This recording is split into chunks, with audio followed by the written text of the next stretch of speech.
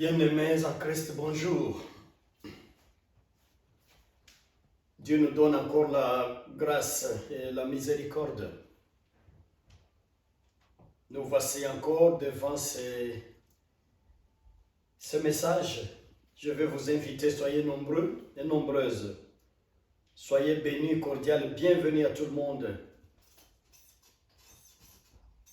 La fois antérieure, nous avons parlé de comment rappeler ton dossier à Dieu. Rappelle ton dossier à Dieu. J'ai essayé de montrer comment la fatigue spirituelle affecte beaucoup de gens, beaucoup de chrétiens et chrétiennes. Et ils arrivent au point où ils ne savent plus y avancer. Tout simplement puisque les problèmes et les circonstances ou bien les requêtes sont là depuis une longue durée, une longue période. Ils ont prié pendant de longues années et il n'y a pas de réponse. Les gens arrivent à un niveau de tendance à rentrer en arrière. C'est la fatigue spirituelle, l'épuisement spirituel. La fois passée, j'ai essayé de montrer qu'il est très nécessaire de continuer à rappeler la continuité. J'ai essayé d'appuyer par certains versets bibliques, prier sans cesse. Donc de continuer à rappeler à Dieu ces grandes préoccupations. Aujourd'hui, je suis presque dans la suite. Je vais essayer de parler de la prière de violence. La prière de violence va changer ta situation, bien-aimée. Je vais prendre quelques semaines en train de parler sur la prière de violence. J'ai expérimenté la prière de violence. Beaucoup d'intercesseurs ont essayé d'exploiter la prière de violence. Dans la Bible, nous trouvons beaucoup d'exemples de prières de violence. Et avec des conséquences vraiment avantageuses. Bien-aimé, écoute la parole de Dieu. Écoute la parole de Dieu, bien-aimé. Rien n'est impossible à Dieu. Tu n'as rien que tu peux demander à Dieu et que Dieu ne peut pas donner. Puisqu'il est le créateur des cieux et de la terre où nous sommes. Toutes choses qui existent en Christ. Tout a été créé en Christ. C'est la parole de Dieu qui nous le témoigne. Il n'y a rien d'exemple que tu peux citer, un cas que Dieu ne peut pas réussir à faire. Franchement pas. Franchement non. Tout ce que tu demandes à Dieu, il peut te le donner. Mais l'essentiel est de savoir si ça concorde avec ta destinée, ça concorde avec ta foi, ça concorde aussi avec tout le plan de Dieu pour ta vie.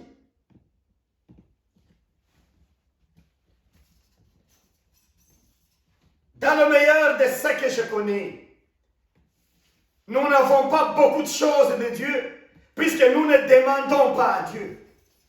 Et quand nous demandons mal, nous prions mal, comme dit Jacques.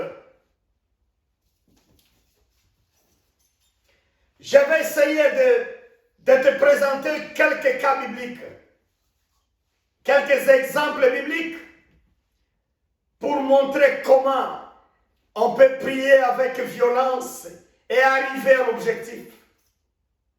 D'ailleurs, si facilement. Et si ce n'est pas facilement, mais si quand même efficacement. Je commence par un cas de Moïse. Peut-être il a prié avec violence plusieurs fois. Mais ici, je me contente d'abord d'illustrer un seul cas concernant Moïse. Je vais lire dans Exode 32, versets 9 à 14. La Bible nous dit ceci. Exode 32, 9 à 14. Puis l'Éternel ajouta, je constate que ce peuple est un peuple rebelle. Et maintenant, laisse-moi faire ma colère. La colère s'enflammera contre eux et je les exterminerai. Mais je ferai de toi une grande nation. Alors Moïse supplia l'Éternel, son Dieu, d'avoir pitié en disant, Éternel, pourquoi ta colère s'enflammerait telle contre ton peuple que tu as fait sortir d'Égypte par un formidable déploiement de force et de ta puissance? Pourquoi les Égyptiens diraient-ils que dans les mauvaises intentions que tu leur avais fait sortir de leur pays pour les faire périr dans la région des montagnes et les faire disparaître de la terre? Laisse ta colère et renonce à envoyer le malheur à ton peuple. Souviens-toi d'Abraham, d'Isaac et d'Israël, tes serviteurs envers qui tu t'es engagé par serment, et ton propre nom, en leur déclarant, je rendrai vos descendants aussi nombreux que les étoiles du ciel. Je leur donnerai tout ce pays dont je parle, et ils le posséderont pour toujours. Alors l'Éternel, renonçant à faire venir sur son peuple le malheur dont il l'avait menacé. Mon frère et ma soeur en Christ, écoutez. Je te présente ici le premier exemple qui concerne Moïse. Moïse est au tournant de chemin. Il ne s'est pas avancé à cause des murmures et des lamentations du peuple qu'il conduit. Moïse dépend aussi de Dieu en même temps. Maintenant, le peuple dont il est question ici, c'est un peuple méchant. Si tu pouvais lire le contexte du chapitre 32, tu verras que le peuple a construit. Le peuple a déjà construit les veaux d'or. Et le peuple obéit déjà. Le peuple s'agenouille devant le Baal. Disons devant le veau d'or, j'allais dire, oui. D'un coup, ils ont oublié le Seigneur, l'Éternel. D'un coup, ils ont oublié celui qui les a fait quitter l'Égypte. Ils commencent à adorer le veau d'or. Ils s'agenouillent. Ils implorent. Ils élèvent leur voix et crient pour donner gloire et honneur au veau d'or. La colère de Dieu s'enflammant. Et Dieu propose, il n'a pas proposé, il a dit à Moïse, écoute monsieur, ce peuple est méchant. Maintenant, je veux me mettre en colère et l'exterminer. Mais regardez comment Moïse réagit. Regardez la réaction, la prière de violence de Moïse. Quelque part, ma Bible parle un peu de supplication. La prière de violence peut être une prière de supplication, évidemment. Mais j'ai choisi le terme violence. Le mot violence plutôt. Je trouve que ça a de sens avec mon enseignement, ma prédication. Moïse dit quoi? Moïse regarde devant Dieu, il dit non mais, non c'est difficile. Maintenant Dieu va entrer en colère. contre ce peuple.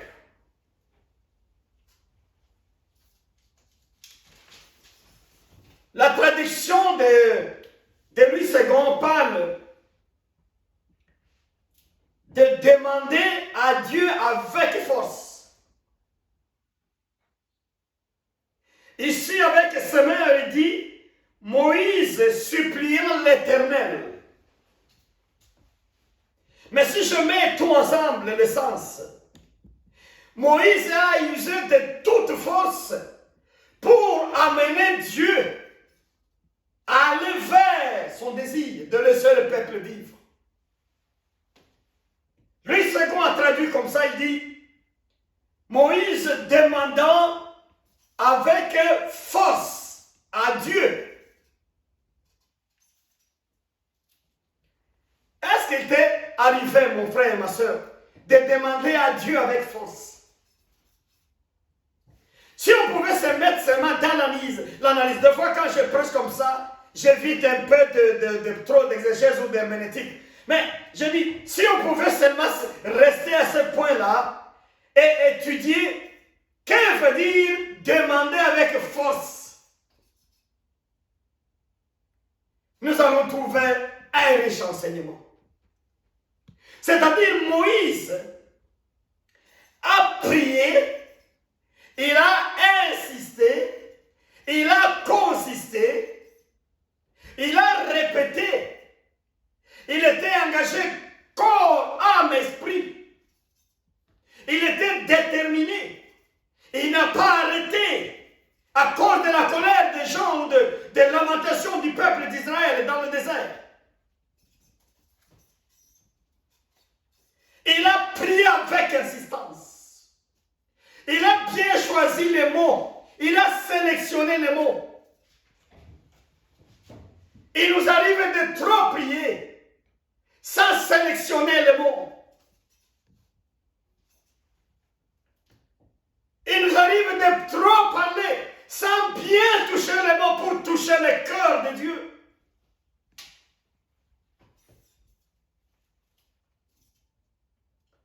Mais Moïse, il a choisi les mots à utiliser. Il a prié, d'abord, avec force. Deuxièmement, il dit à Dieu la vérité. Il lui dit ceci, tu as utilisé, oh Dieu, la grande puissance pour faire sortir ce peuple d'Israël. Là, c'est la vérité. Moïse utilise la vérité puisqu'il parle devant un Dieu de vérité. Notre Dieu créateur, c'est un Dieu authentique, c'est un Dieu de vérité. Un jour, j'ai prêché sur le trône de Dieu et j'ai essayé de montrer le trône de Dieu. À droite, c'est la justice de Dieu. Dieu est juste en tout. Là où il y a la justice, il y a toujours la vérité. Tu ne peux pas tromper Dieu. Il y a des gens qui s'amènent devant Dieu avec des tromperies. Dieu connaît toute la vérité. Dieu connaît toutes les situations. Il aime quelqu'un qui ouvre son cœur et qui l'approche par la vérité. Il y a pas mal d'exemples dans la Bible où les gens voulaient tromper Dieu. Comme Messie Akan qui a trompé Dieu. Quand ils sont entrés à Jéricho, le Messie a volé.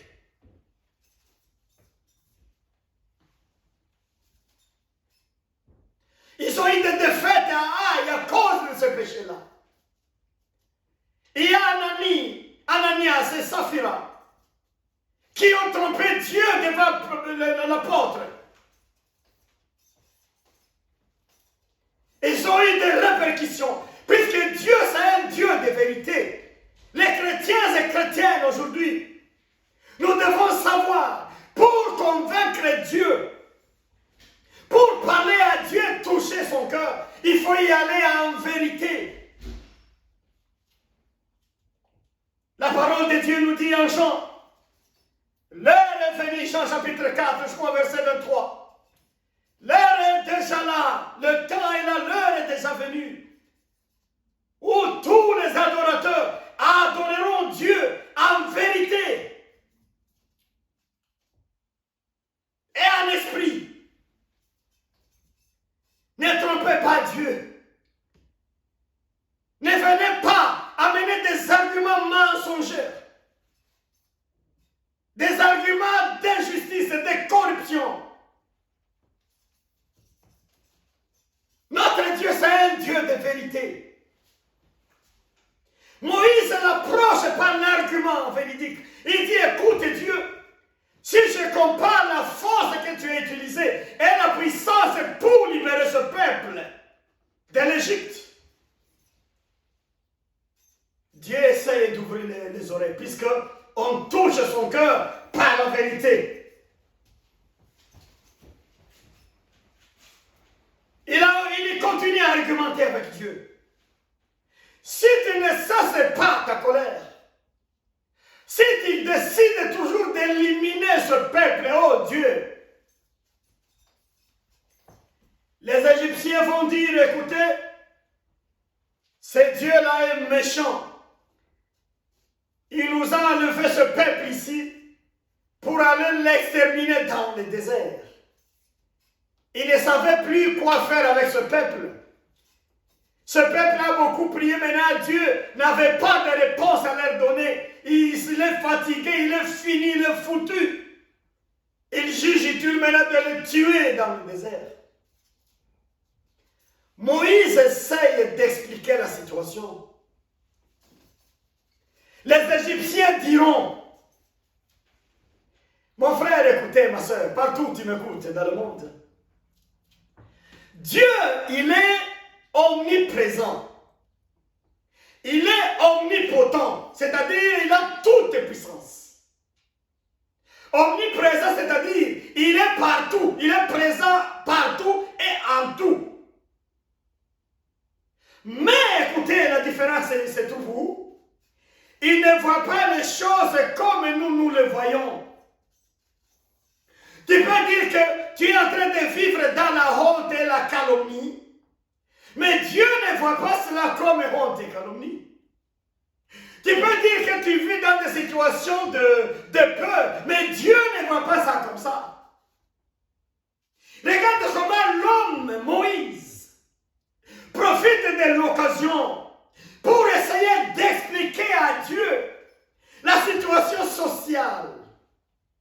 Il y a certaines situations sociales, certains aspects de société que Dieu regarde et il ne voit pas comme nous voyons. Tu peux être en conflit avec un frère, avec une soeur, et ton cœur pleure, ton cœur souffre avec ça. Mais ce n'est pas le cœur de Dieu qui souffre avec ça. Il ne voit pas ce conflit comme toi tu le vois. C'est à toi d'expliquer les conflits. C'est à toi d'expliquer la honte devant Dieu. C'est à toi d'expliquer le manquement, la situation difficile devant Dieu. Moïse rappelle Dieu. Il lui dit quoi? Si tu tues le peuple, si tu l'extermines, oh Père, mon Créateur, les Égyptiens vont dire,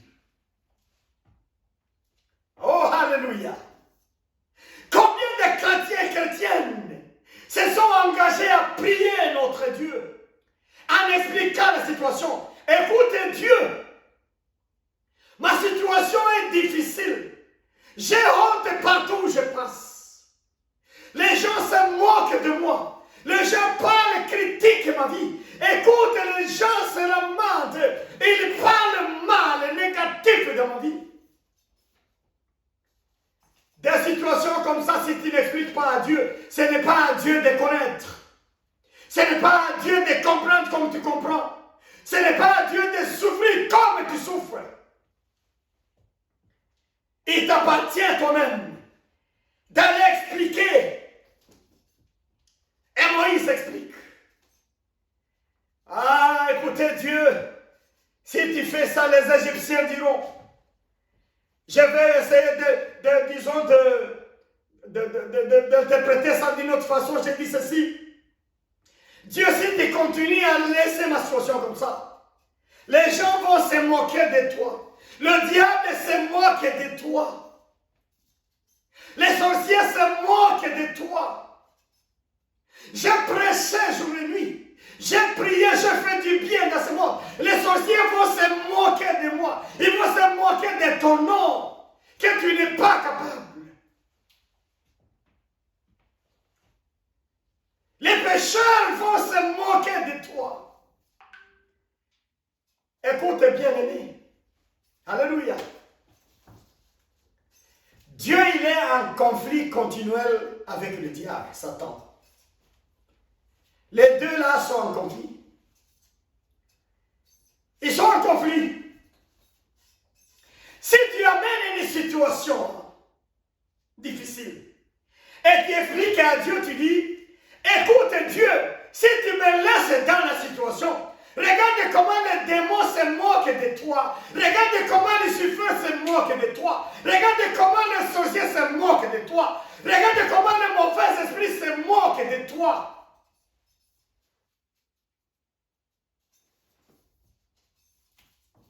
Cette prière est véridique. Cette explication rapproche Dieu de toi. Puisque Dieu va vouloir écouter. Ils vont se moquer de moi. Pourquoi? Ah! Voilà la technique de Moïse de la prière. Il mettait Dieu devant un fait à accomplir. Il mettait Dieu devant sa responsabilité ou ses responsabilités. Il mettait Dieu devant des situations où il doit agir. Il n'y a pas d'autre formule. Dieu doit agir.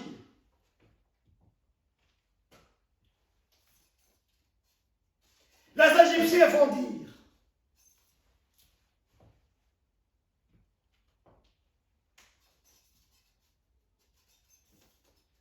troisième argument de Moïse, souviens-toi d'Abraham, ô Dieu, d'Isaac et de Jacob.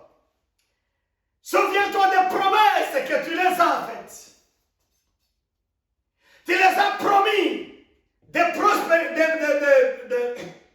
progéniture. La postérité. La postérité, oui. Tu les as promis aussi le pays. Mais maintenant, tu n'as pas réalisé. Tu commences à dire que tu vas les exterminer. Et maintenant, tu vas exterminer leurs enfants. Et maintenant, moi-même, tu veux dire que tu vas faire de moi une grande nation. Mais tu avais dit la même chose à Abraham. Tu avais dit la même chose à Isaac. Tu avais dit la même chose à Jacob ou Israël. Maintenant, c'est à moi que tu dis, tu n'as pas réalisé pour le premier. Ah, Dieu, écoute. Je pense que ça ne sera pas sérieux. Dieu a écouté la prière de Moïse. Dieu a écouté la supplication. Dieu a écouté cette violence du cœur de cet homme-là qui prend le courage d'affronter le Créateur et de lui parler en vérité. Et uniquement en vérité. C'est pourquoi j'ai appelé ça la prière de violence. Puisque lui n'a pas gardé des respects là, traditionnels, des respects culturels, comme c'est le Dieu créateur, je ne dois pas lui dire n'importe quoi, puisqu'il connaît tout. Je ne peux pas lui rappeler les choses, puisque lui-même n'a pas besoin de mémoire, il connaît tout. Moïse a rappelé, et regarde comment, dans peu de temps, dans peu de mots, il lui a rappelé toutes les promesses de la Bible.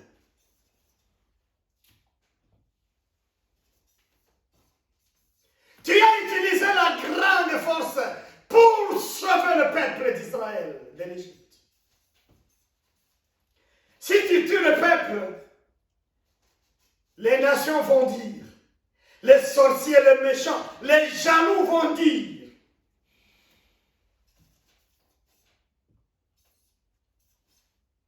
Rappelle-toi des promesses d'Abraham. Ce n'est pas à moi maintenant que tu vas faire des grandes postérités, des grandes nations, des enfants, des petits-enfants. Tu as échoué de le faire à Abraham et à Jacob.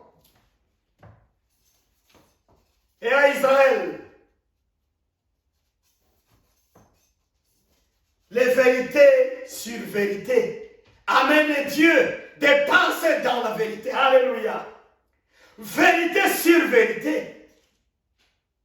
Document de vérité sur document de vérité. Dieu regarde dans sa vérité, dans son cœur. Il est convaincu par la vérité, de la vérité que Moïse présente. Comme résultat, Dieu renonçant à sa décision. Je peux encore lire là le verset 14. Hey, écoute, mon frère. Alors l'Éternel renonça à faire venir sur son peuple le malheur dont il l'avait menacé. On dit souvent que Moïse, c'est un grand homme biblique. On dit qu'on n'a jamais eu un leader de caractère de Moïse. La Bible le témoigne. Mais pourquoi Moïse était un grand homme jusqu'à ce niveau? Il y a beaucoup de raisons. Mais l'une des raisons, c'est celle-ci. Il a amené Dieu à changer la décision. Il a amené Dieu à changer le point de vue. Il a amené Dieu, il a convaincu Dieu, il a poussé Dieu à changer les idées, à changer de stratégie, à changer de système. Alléluia. Je regarde ma soeur avec ton problème de mettre au monde, de conception. Je regarde ma soeur avec la maladie, ce cancer qui t'attaque. Je regarde ma soeur avec ton problème de te marier, avec ton problème des études, de trouver un emploi. Écoutez, il y a des arguments que tu peux produire. Tout ce que Moïse produisait, il criait ça dans la Bible. Quand Dieu a donné des promesses à Abraham, Moïse n'était pas encore né. Mais comme Moïse lisait la Bible, il savait lui-même qu'il y a des promesses sur Abraham, des promesses sur Jacob, des promesses sur Isaac. Il savait ça. Avec ta situation, comme je l'ai dit encore, tu peux puiser dans la Bible et voir la parole de Dieu pour faire réfléchir, pour amener Dieu à penser à ses causes et à ses effets, pour penser à Dieu à changer de système et de stratégie pour ton compte.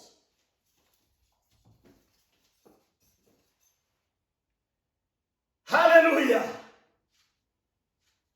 Moïse est l'homme qui a ramené Dieu à la raison. Dieu bougeait déjà. Dieu bougeait, le notre éternel, le notre créateur, notre Père. Mais à cause de la colère, Dieu bougeait déjà. Hein? Dieu bougeait déjà. Il voulait changer de stratégie déjà. Par la colère. Un homme a ramené Dieu à la raison. C'est Moïse. Alléluia. Écoutez, Dieu tu as dit. Écoutez, Dieu tu as dit. Écoutez, Dieu tu as promis. Si tu fais ça, les sorciers, les satanistes vont. Alléluia. Dieu est toujours touché par la vérité. Quand un homme et une femme s'engagent dans la prière, en utilisant la vérité, rien que la vérité, Dieu se sent interpellé, Dieu se sent mise en épreuve, puisque la vérité peut mettre Dieu, puisqu'il est le Père de la vérité.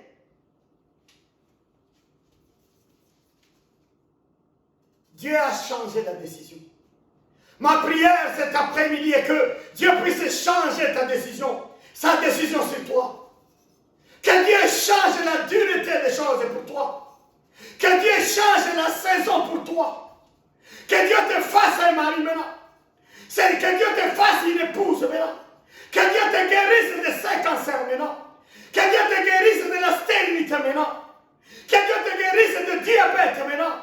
Que Dieu te guérisse du chômage. Que Dieu te guérisse de tout autre mot que je ne cite pas ici, mais que tu connais toi-même. Que Dieu te guérisse de tes adversaires, des méchants, des jaloux qui t'entourent et qui te font du mal jour et nuit. C'est ça le désir de mon cœur ce jour. Mais mon cher, mon frère, écoute ma chère, ma soeur. Fais un effort. Fais un effort. Fais un effort de ramener Dieu à la vérité avec ton problème. Comme il est le suprême, le Dieu le véridique, le vrai, tu vas les convaincre. Alléluia. Je prends un autre cas. Peut-être je vais sélectionner un, deux cas comme ça, je continue. Pour continuer à alimenter ton esprit, mon frère, ma soeur, et ton âme. Te rafraîchir encore. Pour que tu puisses entamer cette nouvelle façon de prier pendant ce trimestre, ce deuxième trimestre de l'année. J'ai fait un juge. Juge chapitre 6, versets 11 à 14. La Bible dit ceci. L'âge de l'Éternel vint s'asseoir sous les chênes qui se trouvaient à Ophrah, dans la propriété de Joas, un homme de la famille d'Abiezer. Gédéon, un fils de Joas, était en train de battre le blé dans le pressoir à raisin pour le cacher des Madianites. L'ange de l'Éternel lui apparut et dit: l'Éternel est avec toi, vaillant guerrier. Gédéon lui répondit: de grâce à mon Seigneur, si l'Éternel est avec nous, pourquoi tant de malheurs s'abattent-ils sur nous? Où sont donc tous ces prodiges que nos pères nous ont racontés, en nous disant que l'Éternel nous a fait sortir d'Égypte? En réalité, l'Éternel nous a abandonnés et nous a livrés au pouvoir des Madianites. Alors l'Éternel se tourna vers lui et dit: va avec cette force que tu as et délivre Israël des Madianites. N'est-ce pas moi qui t'envoie? Gédéon répliqua: de grâce à mon Seigneur, avec moi pourrais-je délivrer Israël? Je suis d'une famille. Je ne m'arrête pas là. Alléluia. Je prends un second exemple aujourd'hui d'un homme qu'on appelle Gédéon. Gédéon, c'est un homme. Il est un fils de Joas. Il est de la famille d'Abiezer.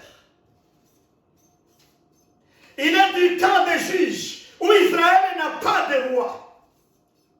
Où Israël n'écoute pas aussi Dieu puisque le peuple est abandonné à cause de son péché.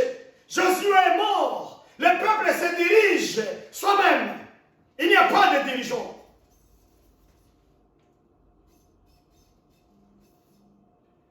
Des problèmes menacent le peuple. Dans le contexte du chapitre 6 des Juges, les Madianites venaient, ils attendaient juste la période des moissons, la période des récoltes. Quand Israël commence à récolter, ils venaient faire la guerre et amasser tout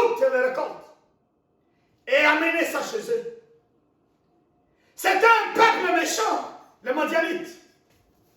Puisqu'ils venaient juste pour affamer Israël.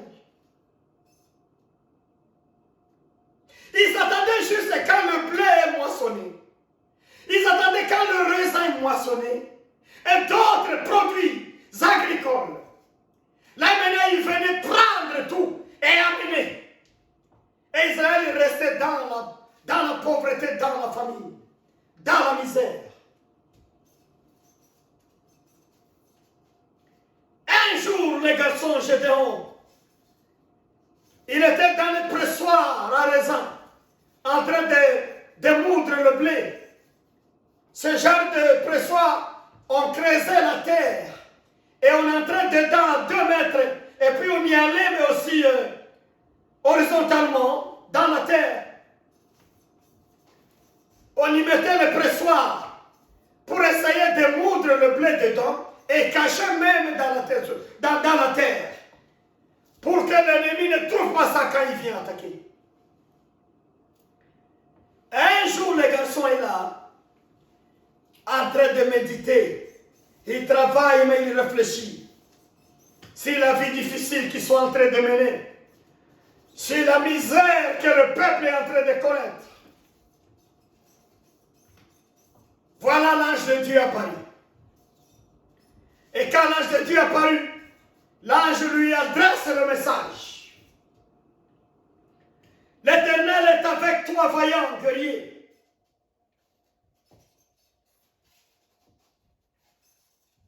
Monsieur Gédéon réagit. De grâce, mon Seigneur. De grâce, mon Seigneur. C'est-à-dire, malgré la souffrance, malgré la misère du peuple d'Israël, à cause des Madianites, Gédéon gardait la foi en Dieu l'Éternel. Il savait que l'Éternel existe. Il savait que l'Éternel est vivant. Il savait que le Créateur est vivant. Alléluia. Même pour toi, mon frère et ma soeur, malgré le degré de misère que tu traverses, gardez quand même au cœur le message. L'Éternel est vivant. L'Éternel existe. L'Éternel est vivant. Gloire à Dieu. L'Éternel est vivant. Là, je parle à Gédéon. Et Gédéon réagit. De grâce, oh mon Seigneur. Donc, il tenait toujours dans l'existence du Seigneur. Il avait la foi en l'Éternel. Deuxième argument de monsieur Gédéon.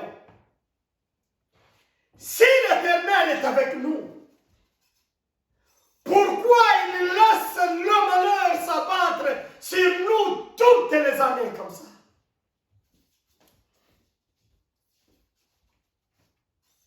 Il n'a pas douté de l'existence de l'Éternel, mais il est conscient, il dit la vérité. Si l'Éternel était avec nous, c'est-à-dire l'Éternel existe, mais il n'est pas avec nous.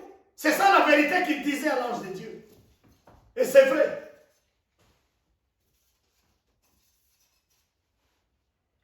Beaucoup de chrétiens et chrétiennes, ils sont là pleins d'églises. Quand vous parlez un peu de lui, de sa situation, il exprime aussi la foi, il dit oui, je sais que Dieu est là, Dieu existe. Et il dit Dieu est avec moi. Mais dans la grande misère, imitons maintenant Gédéon aujourd'hui. Il faut reconnaître que Dieu existe. Mais quand la misère continue à un certain niveau, c'est que Dieu a abandonné. C'est qu'il s'est limité quelque part. C'est qu'il n'a pas touché quelque part. C'est qu'il ne sait pas ingérer dans certaines parcelles de ta vie. Ça, il faut reconnaître. Ne qui, il est dans une grande misère où il devrait changer le modèle de prière. Mais il est toujours en train de se soulager. L'Éternel est toujours avec moi. Il va au lit, il dort. Dans la misère, l'homme en tête dans la misère. Et il dit, le Seigneur est avec moi. Ça prend 2 ans, 5 ans. L'Éternel est avec moi. Nous savons que l'Éternel, il est à côté de tout le monde.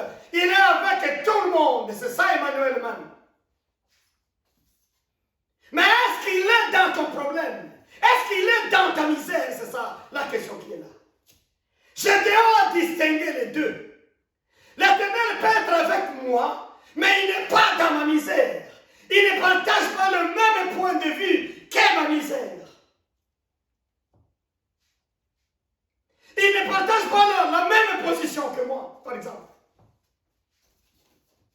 C'est à moi de réclamer et d'entrer en détail pour comprendre.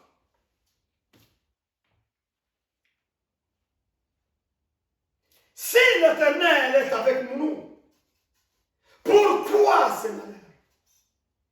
Essaie de dire ça à Dieu. Si l'Éternel est avec moi, mais pourquoi ce problème 10 ans, 20 ans? Dis-moi, qu'est-ce qui ne va pas? Qu'est-ce que je dois faire encore? Si réellement tu es avec moi.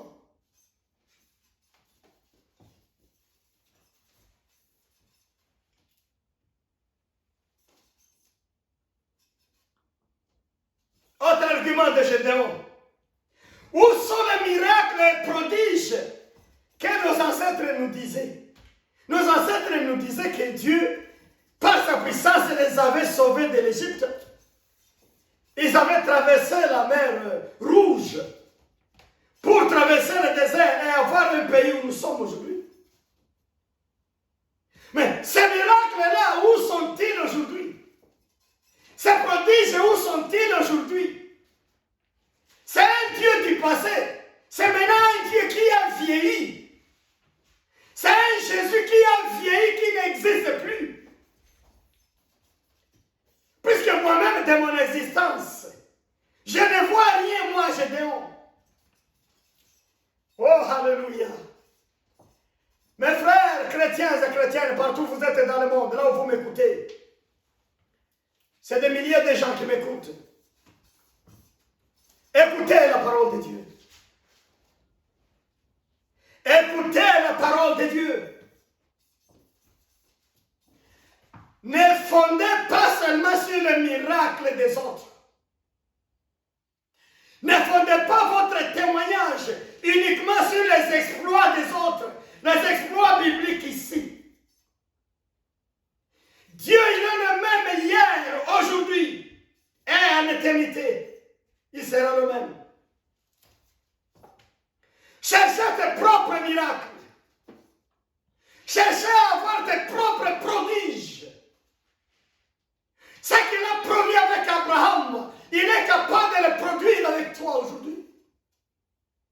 Ce qu'il a produit avec Sarah, il est capable de le produire avec toi aujourd'hui. Sois sincère. J'aime les gens sincères. Et Dieu aime plus les gens sincères. Tu as la foi en Dieu. Mais tu n'as jamais vu un seul signe de ce que Dieu a fait de merveille. Et pourtant, partout où Dieu arrive, il fait de merveilles.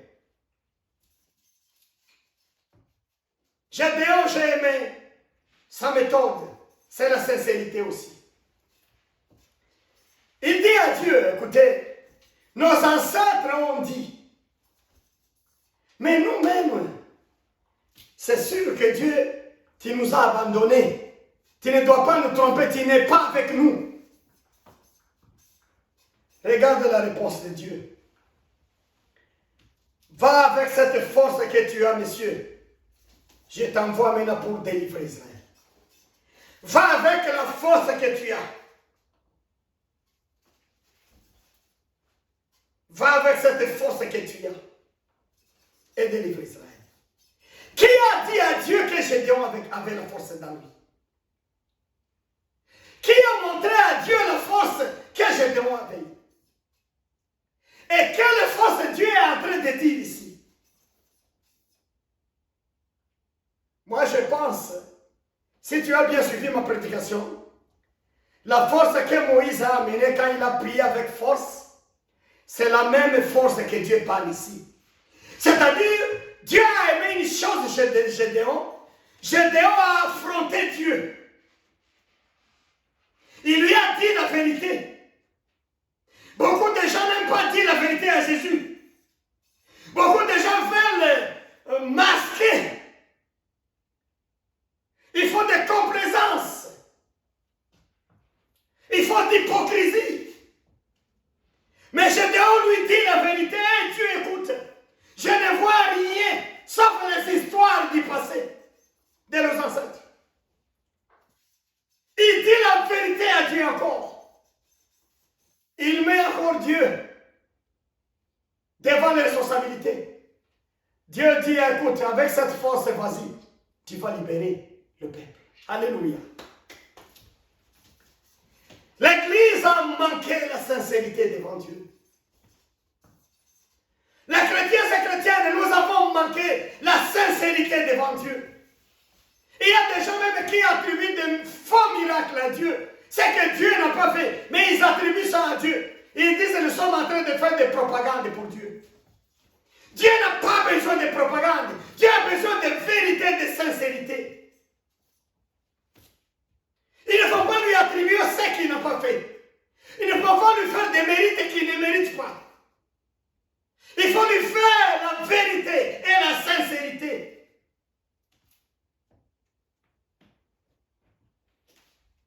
Gédéon a dit,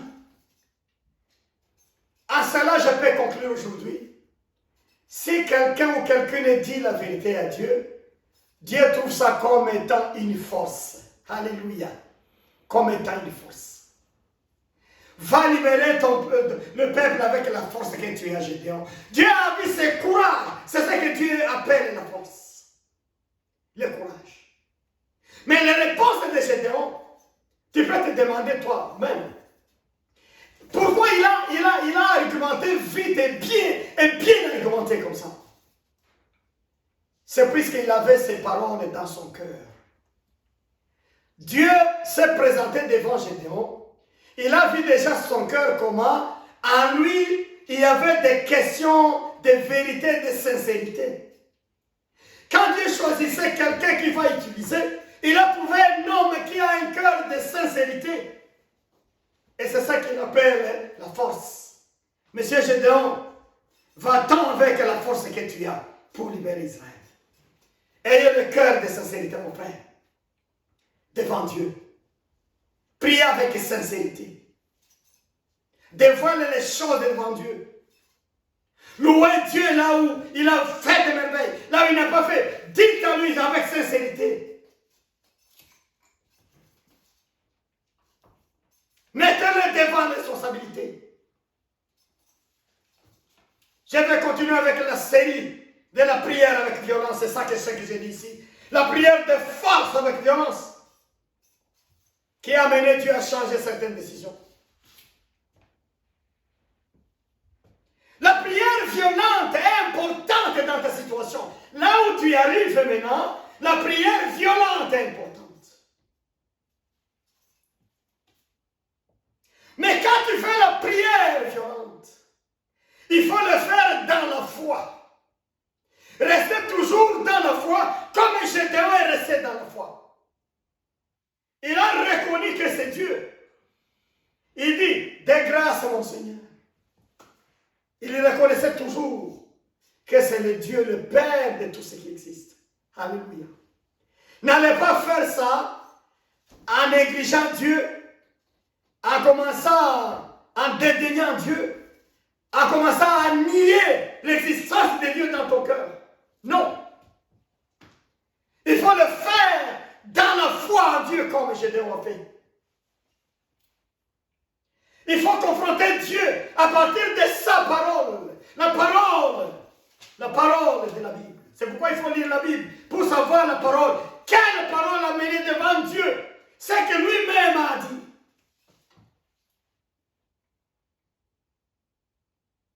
Et Gédéon et Moïse, tous les deux ont utilisé juste la parole. Gédéon